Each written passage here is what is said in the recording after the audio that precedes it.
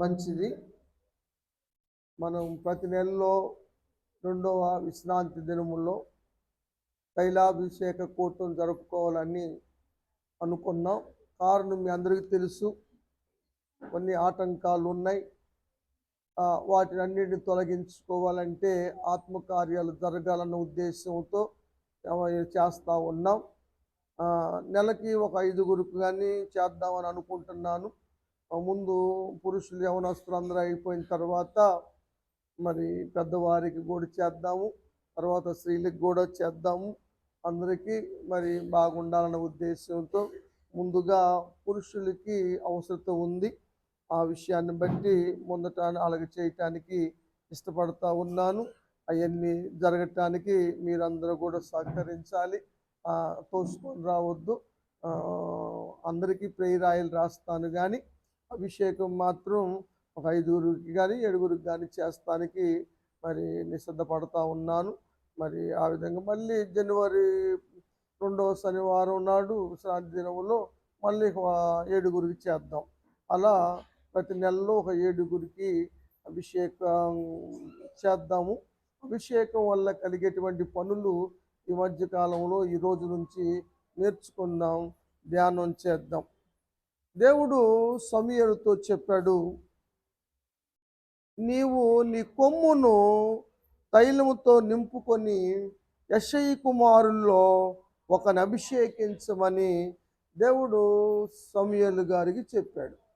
సమూయేలు గారు తన కొమ్మును తైలంతో నింపుకొని వెళ్ళాడు. మనం సమూయేలు మొదటి గ్రంథం 16వ అధ్యాయం 13వ వచనంలో చూస్తాం.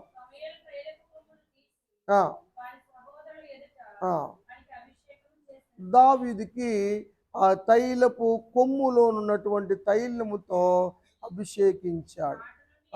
అభిషేకించటము, తైలముతో అభిషేకించటాన్ని తైలాభిషేకం అంటాం. మామూలు అభిషేకం మీకు తెలుసు, దీన్ని తైలంతో చేస్తున్నాం కాబట్టి తైలాభిషేకం. ఈ తైలాభిషేకం జరగటం వల్ల కలిగేటువంటి మేలుల గురించి వాక్యంలో మనం చూడబోతా ఉన్నాం.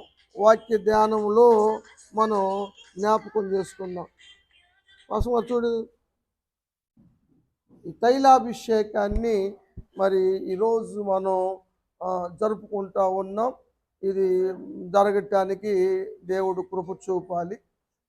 అది జరగటం వల్ల జరిగిన కార్యాలు. ఇప్పుడు సమూయేలు గారు దావీదుకి తైలాభిషేకం చేశాడు. ఆ తైలాభిషేకం జరిగిన నాటి నుండి దావీదు జీవితం మారిపోయింది. అభిషేకం ద్వారా జీవితము మార్చబడుతుంది, పరిస్థితులు మార్చబడతవి. అంత మాత్రమే కాకుండా ఆ రోజు నుండి దేవుని ఆత్మ బలంగా దావీదు మీదకి దిగి వచ్చినట్టుగా లేఖనాల్లో మనం చూస్తూ ఉన్నాం. తైలాభిషేకం ఎవరైతే పొందుతారో వారి మీదకి దేవుని ఆత్మ బలముగా దిగి వస్తాడని లేఖనాల్లో మనం చూస్తూ ఉన్నాం. అదేవిధంగా ఈరోజు తైలాభిషేకం పొందిన వారి మీదకి పరిశుద్ధాత్మ కూటములో మరి ఆత్మీయంగా ఆత్మ పొందుకోవాలని ఆశపడ్డ వారి మీదకి దేవుని ఆత్మ బలంగా దిగవచ్చునుగాక. అందుకని మరి మనం తైలాభిషేక కూటాన్ని ఏర్పాటు చేసుకుంటున్నాం. ఇంకా తైలాభిషేకం పొందిన వారు బలహీనులుగా ఉంటే వారు బలపరచబడతారు. సమూయేలు 2వ అధ్యాయం మొదటి గ్రంథంలో 10వ వచనం లాస్ట్లో చదువుదాం. తాను నియమించిన రాజునకు ఆయన బలమిచ్చును, తాను అభిషేకించిన వారిని అధిక బలము కలుగచేయును. ఎవరైతే అభిషేకించబడతారో వారికి ఉన్న బలహీనతలు తొలగిపోయి అధిక బలముతో వారు నింపబడతారు. దేవుని ఆత్మశక్తితో నింపబడతారు, అధిక బలముతో నింపబడతారు.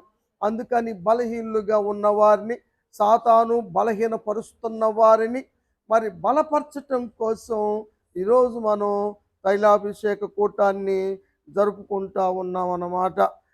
తైలాభిషేకము గొప్ప కార్యాలను జరిగిస్తుంది.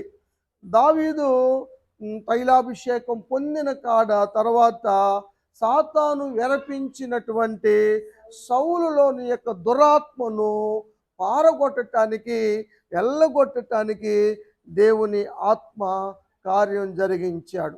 కాబట్టి దురాత్మ శక్తులను పారదోలటానికి అభిషేకం కావాలి. అభిషేకం ఉన్న వాళ్ళు మాత్రమే దాన్ని ఎల్లగొడతారు. ఒకసారి పతులు కుమారులు 7 దయములను ఎల్లగొట్టాలని ప్రయత్నం చేస్తే, మీరెవర్రా నన్ను ఎల్లగొట్టడానికి? నాకు యేసు ప్రభు వారు తెలుసు, పౌలు గారు కూడా తెలుసు, మీకేడదరు అధికారం అని వాళ్ళ మీద తిరగబడి వారిని వస్త్రహీనులు చేసి కలబడి గెలిచినట్టుగా మనం లోకా భక్తుడు రాశాడు అపోస్తుల కార్యములో మనకు తెలుసు. కాబట్టి నశింప చేయాలని సాతాను ఎవరి పట్ల పొంచి ఉంటుందో, ఎవరిని ఎరపిస్తూ ఉందో, ఎవరిని బలహీనపరుస్తూ ఉందో దాని నుంచి మరి విడుదల పొందటానికి, బలం పొందుకుంటానికి తైలాభిషేకం అన్నది చాలా అవసరం. దాన్ని ఈరోజు మనం కొంతమంది బిడ్డలకి జరిపించబోతూ ఉన్నాం. కాబట్టి అట్టి కార్యాలు మరి వాక్యానుసారంగా ఆ బిడ్డల మీద ఉన్నటువంటి దురాత్మ శక్తులు పారదోలబడును గాక. వారిని నశింపచేసే శక్తి వాడికి లేకుండా అవి దూరపరచబడును గాక. దేవుడు చేస్తాడని వాక్యంలో మనం చూస్తాం. అపోస్తలుడైన పౌలు గారు హెబ్రీయులకు రాస్తూ ఒక మాట చెబుతాడు. హెబ్రీ పత్రిక 1వ అధ్యాయము 9వ వచనం లాస్ట్లో చూస్తాం. హెచ్చించున్నట్లుగా ఆనంద తైలముతో అభిషేకించెను. కాబట్టి తైలముతో అభిషేకించబడ్డవారు హెచ్చించబడతారు, గొప్పవారు అవుతారు. దావీదు ఆ రోజు తైలాభిషేకం పొందిన తర్వాత ఎంతగానో హెచ్చించబడ్డాడు. దేవుని మందిరానికి వచ్చి దేవుని సన్నిధిలో మోకరించి, అయా ఇంతగా హెచ్చించుటకు నేను ఏ పాటి వాడిని, నా వంశము ఏ పాటిది అని దావీదు చెప్పినట్లుగా మనం చూస్తాం. ఇది ఒక ప్రవచనం. ఇది ఒక ప్రవచనం. ఎవరు ప్రవచించారు? ఇది ఎవరు ప్రవచించారు? ఈ ప్రవచన హెబ్రీయులకు పౌలు గారు చెప్పిన మాట ప్రవచించిన కీర్తనాకారులు ఎవరు? దావీదు కాదు. ఎవరమ్మా? ఇది కోరహు కుమారులు ప్రవచించారు. అది మనం చూస్తాం కదా, దైవ ధ్యానాలని, ప్రేమ గీతం అని ఇక్కడ రాయబడి ఉంటుంది 7వ వచనం. ఆనంద తైలముతో అభిషేకించి ఉన్నాను. ఆనంద తైలముతో అభిషేకించటం ద్వారా శక్తిమంతులు అవుతారని దేవుని యొక్క వాక్యంలో చూస్తున్నాం. హెచ్చించబడతారని చూస్తున్నాం. వైపు శక్తులను పారదోలేవారుగా వారు అవుతారని వాక్యంలో మనం చూస్తూ ఉన్నాం. దేవుని ఆత్మ వారి మీదకి బలముగా దిగి వచ్చునన్న మాటలు మనం చూస్తూ ఉన్నాం. ఇవన్నీ జరగటానికి కారణం ఏమిటయ్యా అంటే తైలాభిషేకమే. అందుకని తైలాభిషేక కూటం జరపాలని, సంఘంలో ఉన్న బలహీనందరూ బలపరచబడాలని, సైతాను ఉచ్చుల్లో ఉన్న వారందరూ కూడా విడిపించబడాలని ఒక ప్రయత్నం చేస్తూ ఉన్నాను. దేవుడు ఆ యొక్క ప్రయత్నాన్ని సఫలపరచును గాక. ఇంకా అభిషేకం ఉన్న కాడ ఐక్యత ఉంటుంది, అభిషేకం ఉన్న కాడ ఆశీర్వాదం ఉంటుంది, అభిషేకం ఉన్న కాడ నిత్యమ ఏముంటుంది? శాశ్వత జీవం ఉంటుంది. 133వ కీర్తనలో ఈ మాటలు మనం చూస్తాం.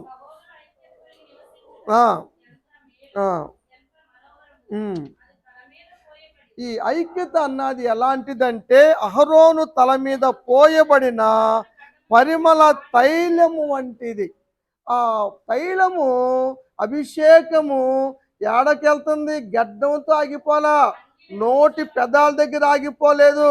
అది కింద దాకా, పైనుంచి కింద దాకా ఐక్యత అన్నది ఉండాలి. మన వాళ్ళు పెదవుల వరకే ఐక్యత కలిగి ఉంటారు, నోటి పెదాలే ఐక్యత చూపిస్తూ ఉంటాయి, మాటలే ఐక్యతగా ఉన్నట్టుంటాయి. కానీ చేసే పనులు అనైక్యతమైన పనులు చేస్తూ ఉంటాం కదా. అది మంచిది కాదు. ఆ! నేను చాలా సందర్భాల్లో వింటా ఉన్నాను. అది మన పేరు అన్ని చోట్ల వినబడటం మంచిది కాదు. మనం ఏదైనా చేసుకోవాలంటే సొంతగా చేసుకోవాలి. దేవుడిని అడిగితే దేవుడు ఎంతైనా ఇస్తాడు గానీ, మీరు అది చెయ్యండి, మీరు ఇది చేయండి, ఇది వండుకురండి, అది వండుకురండి అని ఊటాలు పెట్టుకున్న వారితో పొరపాట్లు ఎవరు చెప్పమాకండి. నిజం. దానివల్ల లాస్ అవుతది. అప్పుడు వరకు పబ్బం గడిచినా, మనం అనుకున్నయి జరిగినా, ఇచ్చేవాళ్ళు మరి ప్రయాసతో ఇస్తన్నారో, ప్రేమతో ఇస్తన్నారో, ఇబ్బందులు ఎదుర్కొని ఇస్తన్నారో, వాటి ఫలితము తప్పనిసరిగా కుటుంబం మీద పడతది. దయచేసి నా బిడ్డలుగా చెప్తున్నాను. అలాంటి మాటలు మాట్లాడమాకండి. ఐక్యత కలిగించే మాటలు మాట్లాడరు గానీ, భేదాభిప్రాయాలు కలిగించేయి, బాధలు కలిగించేయి మాట్లాడకూడదు. ఐక్యత ఉంటేనే అశుద్ధాలు కలుగుతాయి. నోటి మాటలు మనం చాలా పొదుపుగా ఉండటం మంచిది. ఎందుకంటే మాటలే ఐక్యత కలుగు చేస్తాయి. మాటలే అనైక్యతను కలుగు చేస్తాయి. మాటలే ప్రేమను కలుగు చేస్తాయి. మాటలే ద్వేషాన్ని కలుగు చేస్తాయి. మాటలే బ్రతికిస్తాయి. మాటలే మరణానికి దారి తీస్తాయి. ఈ గాయపరుస్తవి కదా. కాబట్టి మనం మాట్లాడే ముందు జాగ్రత్తగా మాట్లాడదాం. మనం దేవుని యొక్క వాక్యం చెబుతుంది, మీరు దేవుని సన్నిధిలో ఉంటున్నారు, దేవుడు ఆకాశం మీద ఉన్నాడు. కాబట్టి మీ మాటలు చాలా కొద్దిగా ఉండాలి. అవునంటే అవుననండి, కాదంటే కాదనండి. అంతకు మించి మాట్లాడావంటే నీలో దురాత్మ పనిచేస్తున్నట్టే. నువ్వు కోరుకున్నాయన్ని దురాత్మ చేత నువ్వు అడిగించినట్టు అవుతుంది. కాబట్టి దురాత్మ కార్యాలు కుటుంబాల్లో జరిగే అవకాశం ఉంటుంది. వాటికి మనం నోటి ద్వారా వాడికి అవకాశం ఇస్తున్నాం. కాబట్టి ఐక్యత అన్నది చాలా ప్రాముఖ్యమైన విషయము. అది అభిషేకం ద్వారా కలుగుతుంది అన్న విషయాన్ని మనం చూస్తాం. ఈ అహరోను గురించి ఇక్కడ మాట్లాడాడు కాబట్టి ఒకసారి నేను చెప్తాను. అపోస్తుల నిర్గమాకాండంలో 29వ అధ్యాయం 7వ వచనములో, అభిషేక తైలము తీసుకొని అహరోను తల మీద పోసి అభిషేకించవలను. ఇది దేవుడు మోషేకు చెప్పాడు. దేవుని పనికై ప్రతిష్ఠించబడటానికి, పరిచర్య భాగ్యం పొందటానికి, మందిరములోని ఉపకరణములను శుద్ధీకరించటానికి ఇది అభిషేకం అతని తల మీద పోయబడింది. లేవియకాండము 8వ అధ్యాయం 10వ వచనం చూద్దాం.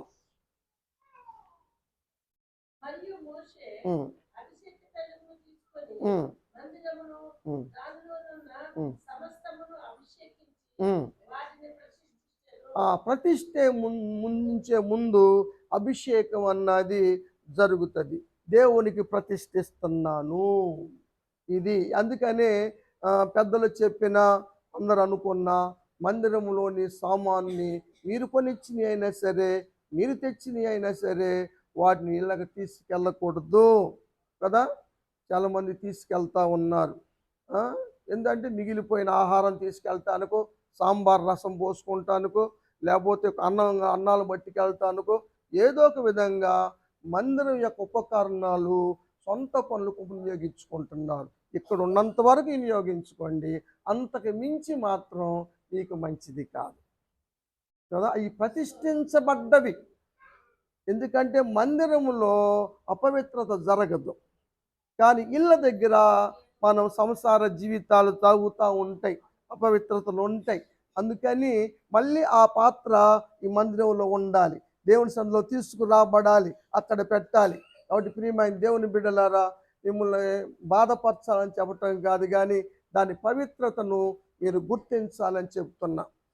ఒకసారి అర్థం చేసుకోండి. మీరు కోరి శ్రమలు తెచ్చుకుంటున్నారు, కోరి దేవుని కృపను పోగొట్టుకుంటున్నారు చిన్న చిన్న వాటికి కదా. ఏశావులాగా ఒక భోజనం కోసము జ్యేష్ఠత్వాన్ని పోగొట్టుకున్న పరిస్థితుల్లో మీరున్నమాకండి అమ్మా, అది మంచిది కాదు. ఏముందనే ఒక పూట తిండి, దీనికోసం లేనిపోని 12వ వచనం చదవండి.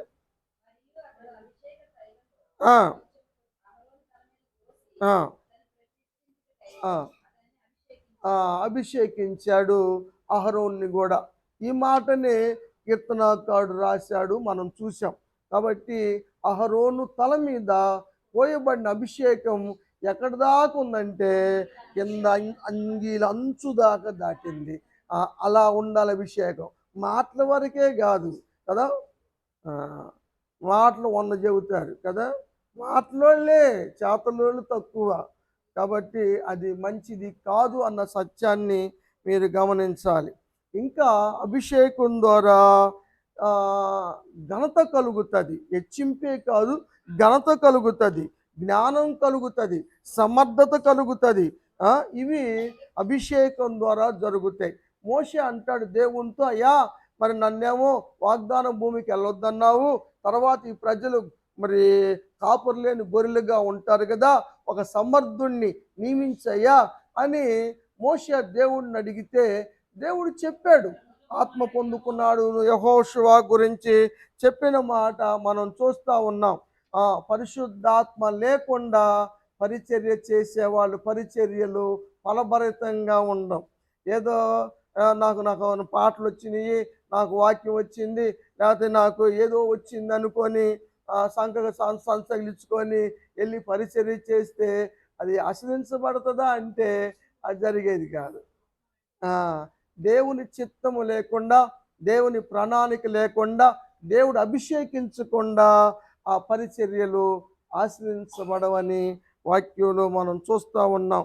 కాబట్టి యెహోషువ విషయంలో కూడా ఈ మాట మనం చూస్తాం. ద్వితీయోపదేశకాండంలో 34 అధ్యాయము 9వ వచనం చదువుదాం.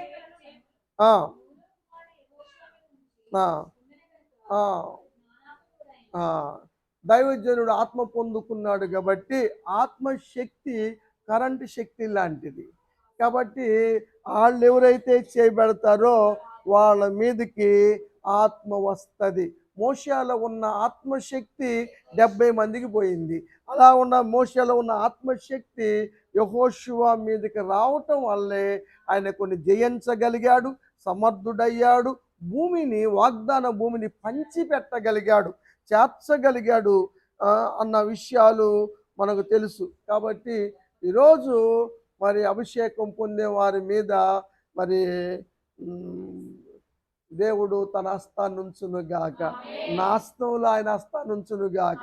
నాది మామూలు చెయ్యి, కానీ హస్తాన్ని దేవుడే మరి అభిషేకించి వారి మీద పెట్టినప్పుడు ఆత్మపాలు దేవుడు దయచేయునుగాక. దేవుడు చేస్తాడన్న విషయాలు మనం చూస్తాం. యాతాను కూడా రాసిన కీర్తన మనం చూస్తాం.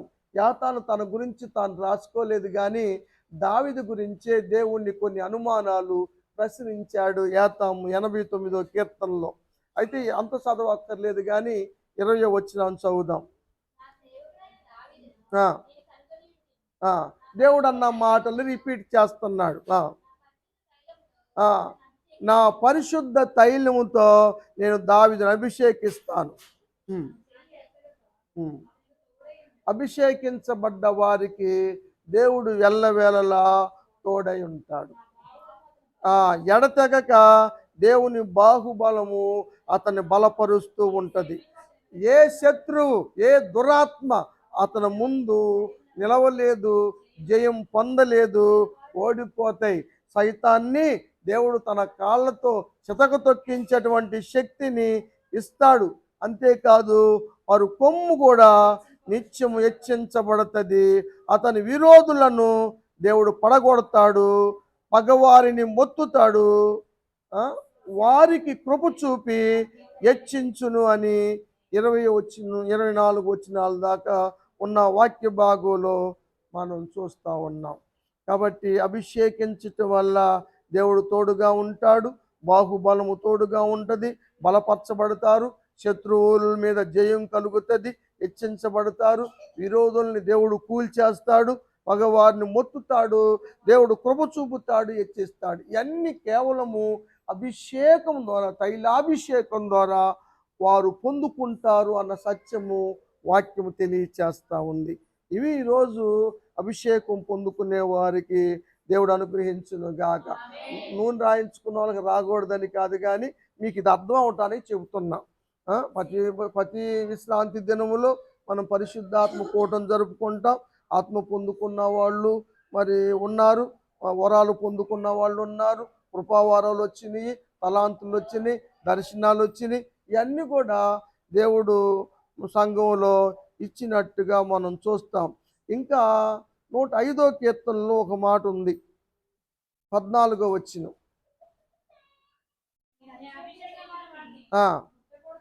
అభిషేకించిన వారి జోలికి ఎవరు వెళ్ళకూడదు, వాళ్ళు ముట్టలేరు.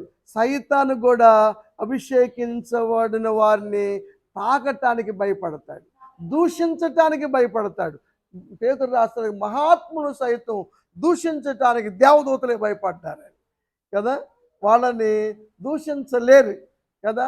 తెలియక ఎవరు పడితే వాళ్ళు ఎవరు నోటికొచ్చిన మాటలు మాట్లాడుతున్నారు. అభిషేకించబడిన వారిని సైతం, అభిషేకం లేని వారికి ఎన్ని మాటలు పాడినా బాధ లేదు, కానీ అభిషేకం పొందిన వారిని మాట్లాడితే మాత్రం దేవుడు యాక్షన్ తీసుకుంటాడు. ఆ యాక్షన్కి ఎవరు గురి కాకూడదు. ఎందుకంటే మనం అందరం కూడా ఒక శరీరంలో పాలు పొందుతున్నాం. మనం అందరం ఒక కుటుంబం కాబట్టి ఏ అవయవం బలహీనతకు గురైనా ఆ నొప్పి శరీరం అంతా భరించాలి. ఎవరు కూడా నష్టానికి మరి గురి అయ్యారనుకో అది మనం బాధకు వస్తుంది. మధ్యకాలంలో ఒక దుర్ఘటన జరిగింది, దాని గురించి అందరం బాధపడ్డ వాళ్ళమే. వాళ్ళందరూ బలపరచటానికి, ఆదరించటానికి విధాల ప్రయత్నం చేశాం. అయినా కూడా ఆ బాధ చాలా వరకు మరి తగ్గినప్పటికీ ఆ బాధగానే అనిపిస్తూ ఉంటుంది. ఆ లోటుని మనం తీర్చుకోలేకపోయాం. కాబట్టి అలాంటివి దయచేసి తెచ్చుకోవద్దు. ఆ మాటలు నేను చెబుతా ఉన్నా. ఒకవేళ వాళ్ళు మంచి వాళ్ళు కాకపోవచ్చు, నిన్ను ఇబ్బంది పెట్టి ఉండొచ్చు, వారు ఏదన్నా తోలాడి మాట్లాడి ఉండొచ్చు, కానీ నువ్వు అనకూడదు. ఎందుకంటే వాళ్ళు అభిషేకంలో ఉన్నారు. ఏదైనా ఉంటే దేవుడు చూసుకుంటాడు. వాళ్ళు దేవునికి ప్రతినిధులు, మీకు ప్రతినిధులు కాదు కదా. ఏదైనా వాళ్ళు చెబుతారు, వాళ్ళు చెబితే మీరు చేయాలి, మీరు చెబితే వాళ్ళు చేయటం కాదు. దేవుడు వాళ్ళకు ఆజ్ఞాపిస్తాడు, వాళ్ళు మీకు ఆజ్ఞాపిస్తారు, మీరు చెయ్యాలి. ఇది దేవుని సంకల్పం, దేవుడు పెట్టిన విధం. ఇది దేవుని యొక్క వాక్యానుసారం. అలాంటిది చేసుకుంటేనే కుటుంబాలు క్షేమంగా ఉంటవి అన్న విషయాన్ని చూస్తాం. ఎవరిని ముట్టనివ్వడు, ప్రవక్తలకు కీడు చెయ్యనివ్వడు, హింస చెయ్యనీయుడు.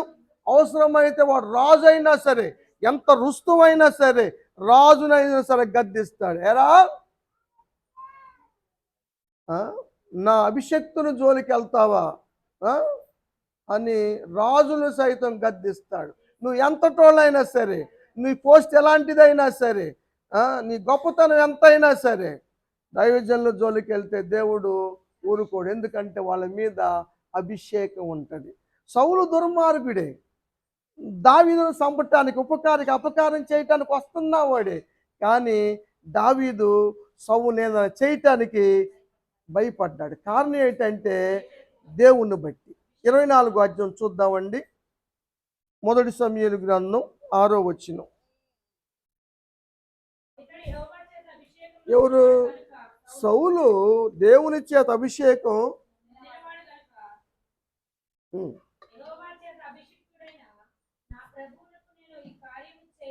చెడు కార్యం చేయకూడదు. దేవుని బట్టి అయినా సరే, దేవుని భయం బట్టి అయినా సరే ఆయన జోలికి నేను వెళ్ళను.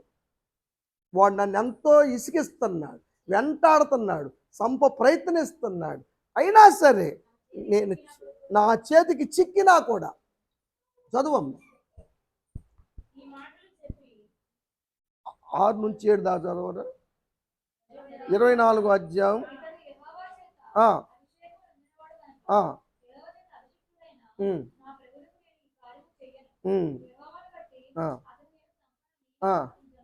జనాలతో చెబుతున్నాడు. జనులు అంటారు, చంపై ఇదే అవకాశం నీకు దొరికాడు అని. వాళ్ళు జనులు నువ్వన తప్పుకో అన్నా కూడా జనులు కూడా అన్నారు, మీకెందుకు, మీరు ఆగండి, అని జనాలను కూడా ఆపాడు కదా.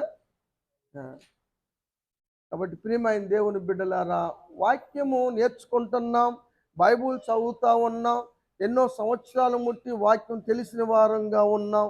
అయినా కూడా అభిషక్తుల విషయంలో రాంగ్ స్టెప్ వేయటం అన్నది సరైన విధానం కాదని వాక్యము బోధిస్తూ ఉంది. ఆ సత్యాన్ని మీరు ఈరోజు గమనించవలసిందిగా కోరుతా ఉన్నాను. ఇంకా అభిషేకం వల్ల కలిగే మేలు కీర్తన గ్రంథంలో 18వ అధ్యాయం 50వ వచనం చదువుదాం. లాస్ట్లో అభిషేకించిన వానికి 18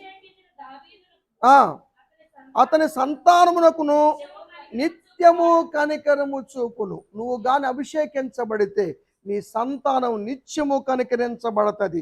దావీదు అభిషేకము దావీదు సంతానానికి వచ్చింది. సొలొమోను మరి కనికరించబడ్డాడు. అతని కృపను దూరం చేయలేదు. సౌలుకు దూరం చేసినట్లుగా సొలొమోనుకి దేవుడు కృపను దూరం చేయలేదన్న వాస్తవము మనకు కనబడతా ఉంది. కాబట్టి ఏ దోషాలున్నా, ఏ కీడులున్నా, ఏ ఆటంకాలున్నా, ఏ దురాత్మ ఉన్నా, ఎవరు నశింప చేయాలన్నా అభిషేకం ద్వారా వారు శక్తి పొందుకుంటారు. ఏదైనా ఎగ్జాములు రాయాలన్నా, ఇంటర్వ్యూలోకి వెళ్ళాలన్నా, జ్ఞానాత్మ పూర్లుగా ఉండాలన్నా తైలాభిషేకం మంచిది. దానివల్ల వాళ్ళు జ్ఞానాత్మ పూర్లుగా అవుతారు. అభిషేకించిన వారు ఓడిపోరు, వారు ఎల్లప్పుడూ జయిస్తారు, జయశాలుగా ఉంటారు కదా. అని పిడి సుందరరావు గారు జయశాలంటే జయించే వారుగా ఉంటారని దేవుని యొక్క వాక్యంలో మనం చూస్తూ ఉన్నాం.